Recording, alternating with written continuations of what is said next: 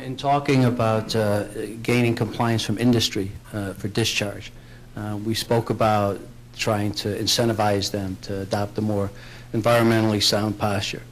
If in the event that that proves to be unsuccessful, do you envision a more vigorous policy or program in regulatory compliance? Do you think that would be a necessity?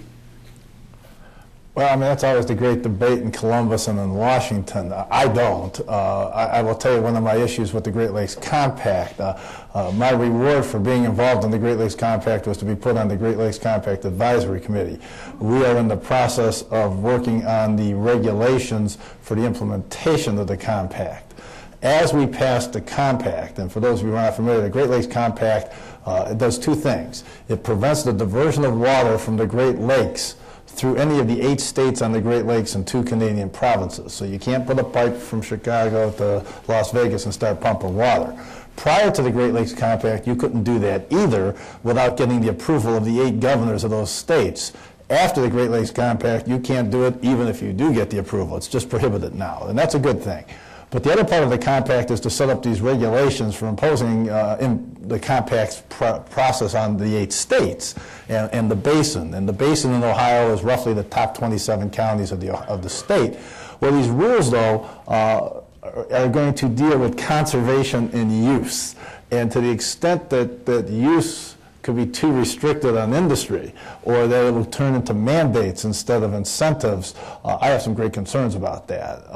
And it's one of the issues that we're going to highly debate over the next year. One odd point from the compact, when the compact was passed, they said it's going to affect the 27 counties of northern Ohio, because that's the Great Lakes Basin.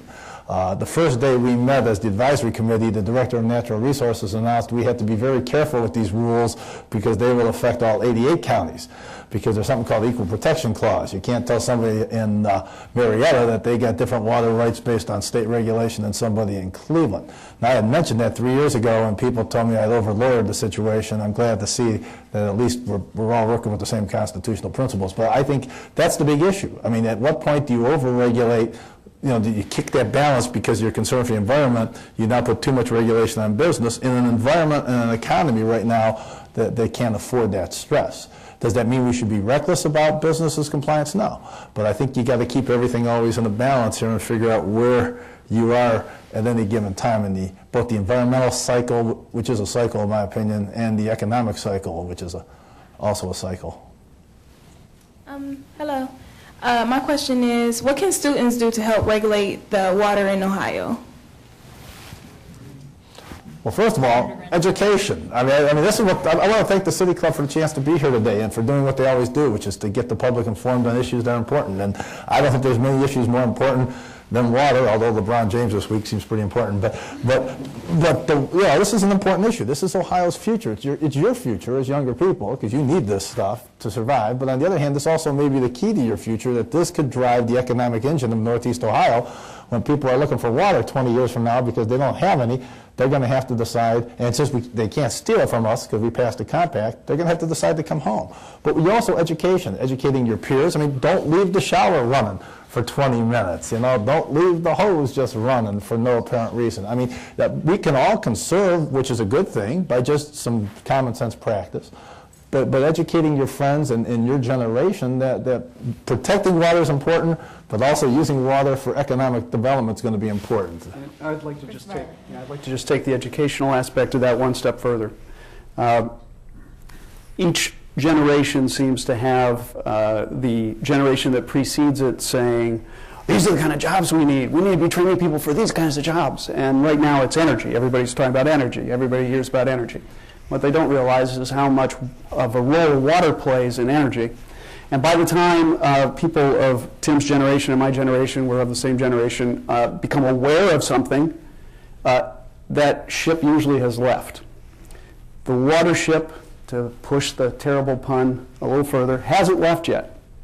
Think about this in terms of careers.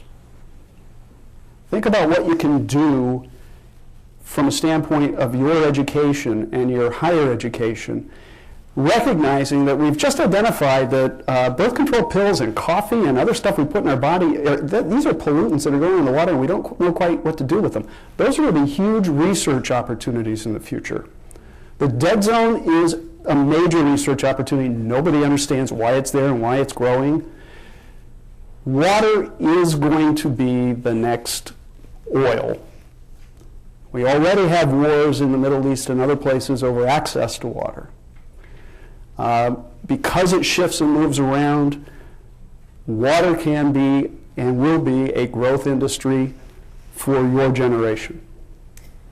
Would you say then that this is actually, in terms of shifting our thinking about water, that we need to look at this more in the way we've looked at carbon in the past, instead of saying, let's look at our carbon footprint, how much carbon and energy we use, we can also look at our water footprint? And there's a small danger. Peter Glick from the Pacific Institute has talked about this. There's a great website, by the way, I would encourage all of you to check out, called Circle of Blue, circleofblue.org.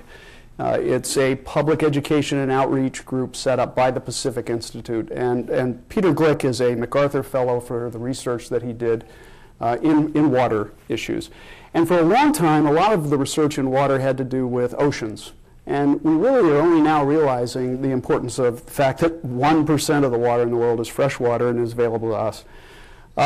This is just an area that we have to focus on, and we have to get ourselves better educated about and do more to come up with policies, regulations, technologies, new practices. The footprint issue, you heard me, those numbers I was giving, those are footprints. But it's a little deceptive, because the 10,000 pounds of water that goes into a pound of water, a lot of that is rainwater that is going to naturally percolate back into the system. So long as that naturally percolates back into the system, it's okay, we don't have to worry about it. What you have to worry about it is when it's being processed. And then you have to worry about it when it's being discharged.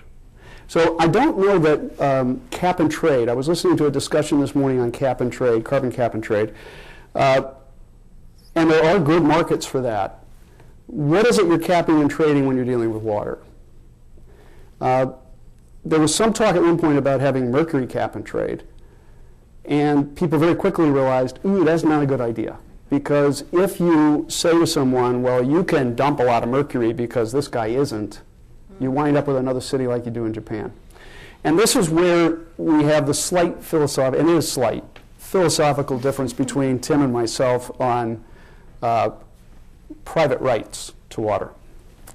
Water is much more like air than it is like oil.